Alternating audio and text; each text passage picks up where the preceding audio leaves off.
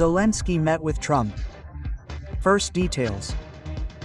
Budapest was reminded of its obligation to arrest Putin. The Kremlin is stalling. Warsaw heard the case of a Ukrainian accused of sabotaging the Nord Stream pipeline. What did the Polish court decide?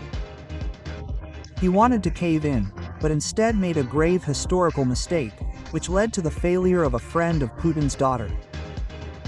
A blow to the treasury. The aggressor's plans may be thwarted by a new trend. An absurdity worthy of Orwell. How did Georgia manage to outcreate the dictatorship of Putin and Lukashenko? Mafiosi are trending. Drug defense forces have begun using combat drones to fight the state. Shiny and very expensive. The price of heavy metal is becoming unaffordable. And much more. The most important and breaking news, exclusive details you can watch in the next news release. Up-to-date information on events in Ukraine, Russia, Belarus, and the world. Earlier and more understandable than others. Everything you need to know today. Donald Trump received Volodymyr Zelensky. The meeting at the White House began half an hour late. The host greeted his guest at the entrance.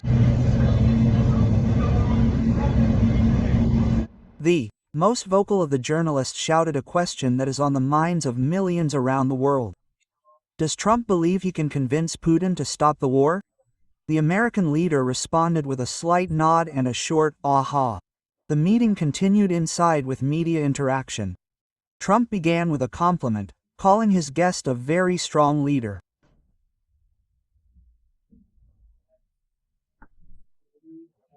It's a great honor for me to be next to a very strong leader, a man who has been through a lot, a man I know very well and with whom I really get along very well. The press conference lasted 40 minutes. Questions touched on China, Spain, Venezuela, and there were some comments about Zelensky's suit. And I think he looks great in his jacket.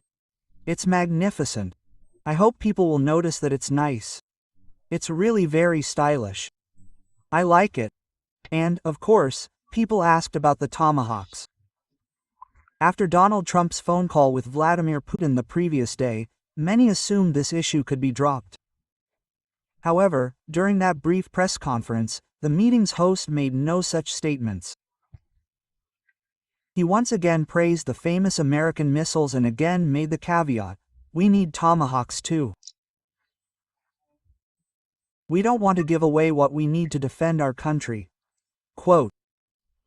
Trump also de facto repeated a thesis that has been circulating in Moscow for several days, and which Putin himself repeated to him over the phone. The transfer of tomahawks to Kyiv would be an escalation.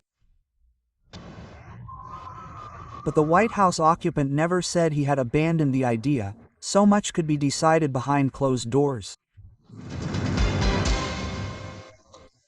After his phone call with Putin, Donald Trump stated that their personal meeting in Budapest could take place in 2 weeks, but it appears the Kremlin is planning to stall. Dmitry Peskov was evasive when asked about the timing. Of course, this remains unclear for now, and the president's will to hold such a meeting remains. But first, the issue will be addressed by Foreign Minister Lavrov and Secretary of State Rubio. Remember how, during their last phone call in August, Putin promised Trump to meet with Zelensky within 2 weeks. I hope the US president and his team remember this as well. Poland has refused to extradite the suspect in the bombing of Nord Stream and Nord Stream 2. The district court in Warsaw refused to extradite Ukrainian Volodymyr Zuravlev to Germany, whom German investigators suspect of involvement in the sabotage of gas pipelines. Presiding Judge Dariusz Ślubowski explained his decision. Ukrainian soldiers and anyone acting as part of the Ukrainian armed forces, or on assignment from Ukrainian special services, cannot be equated with terrorists or saboteurs, as they are using all means to carry out their mission, the purpose of which is to defend their country and weaken the enemy. The court also lifted the temporary arrest imposed on the Ukrainian during the trial. The judge added, "You are free to go." Vladimir Zhuravlev, a diving instructor, was detained in Poland in late September. German authorities have placed Zhuravlev on a wanted list. They believe he was directly involved in the bombing of the Nord Stream pipeline in September 2022. According to German law enforcement, Zhuravlev, along with other participants in the sabotage, departed from the city of Rostock on a yacht, then dived and planted explosive devices on the pipeline. Earlier, Polish Prime Minister Donald Tusk stated that Zhuravlev's extradition was not in Poland's interests. On Wednesday, Italy made a similar decision, blocking the extradition of another defendant in the case, retired Ukrainian Armed Forces Captain Serhiy Kuznetsov. The Court of Cassation in Rome overturned the appellate ruling that had previously granted his extradition to Germany. After a phone call between Donald Trump and Vladimir Putin, Kirill Dmitriev, the Kremlin's special envoy and a friend of one of the Russian dictator's daughters, became so excited that he joyfully proposed building a tunnel across the Bering Strait. Imagine connecting the US and Russia, America and Afro-Eurasia, with a Putin-Trump tunnel, a 70-mile bridge symbolizing unity. But businessman Dmitriev suggested Elon Musk do it, claiming he could build such a structure 8 times cheaper than the Russians.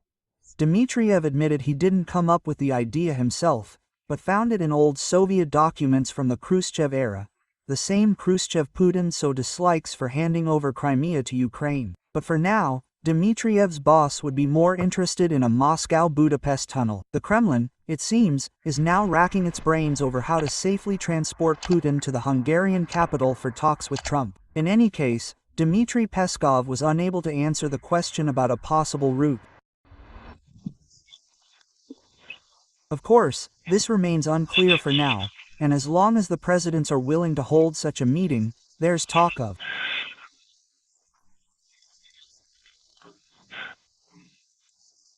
Foreign Minister Lavrov and Secretary of State Rubio working on the matter. Putin officially overtook Berlin. There, they reminded Budapest of its obligation to arrest the Russian dictator upon his arrival on Hungarian soil. Hungary is, in principle, a party to the Rome Statute, and as such, although it announced its withdrawal in April 2025, this will only take effect a year later. The initiator of the aggression is not at risk of arrest. Hungarian Foreign Minister Péter Szijjártó assured this. "We respectfully await President Vladimir Putin. Naturally, we will ensure that he enters Hungary, successfully conducts negotiations here, and then returns home. There is no need to consult with anyone. We are a sovereign state." But will the courageous head of the Kremlin dare to travel over hostile NATO countries? And how many of those famous suitcases will the security guards have to take with them on this voyage? What do you think? Share your thoughts. Russian Urals oil has plummeted to $47.4 per barrel, breaking the EU's updated price ceiling for the first time since spring. This was reported, citing traders in the port of Primorsk. The decline is due to a collapse in global prices. The brand has fallen 15% over the past 3 weeks and is hovering just above $60 per barrel. The market is reacting to the ceasefire between Israel and Hamas, which has removed risks from routes through the Soviet Canal and the Red Sea. The oil glut is also affecting the situation. OPEC countries have sharply increased production. For the Kremlin, this is a further blow to the budget. Oil and gas revenues have already fallen by 21% in the first 9 months of this year. A country that recently tried to follow the path of European integration is now demonstrating completely different standards. Georgia has surpassed the regimes of Putin and Lukashenko. After intensifying repression against its own opposition figures, it has now taken aim at high-ranking foreign dignitaries. A decision was made to fine the current OSCE chairperson in office, who also happens to be the head of the Finnish Foreign Ministry. Elina Valtonen now owes the Georgian treasury 5,000 lari, approximately $2,000, for illegally blocking a road during an opposition rally in Tbilisi. The incident occurred on October 14, when Valtonen was visiting the Georgian capital and appeared outside parliament during a protest. After learning of the fine, Valtonen ironically invited Georgian Prime Minister Irakli Kabakis to come to Finland, attend any demonstration he likes, and meet with the free press. While Kirill Dmitriev dreams of a Putin tunnel between Russia and the United States, a tunnel named after Lukashenko has been discovered in Poland. Officers of the Podlaski Border Detachment discovered a tunnel under the border and a service road near the village of Kondratki. This is the second such underground passage. The first was discovered in September by officers at the border outpost in Nerevka. Since the beginning of the year, officers of the Podlaski Border Detachment have recorded nearly 27,000 attempts to illegally cross the border.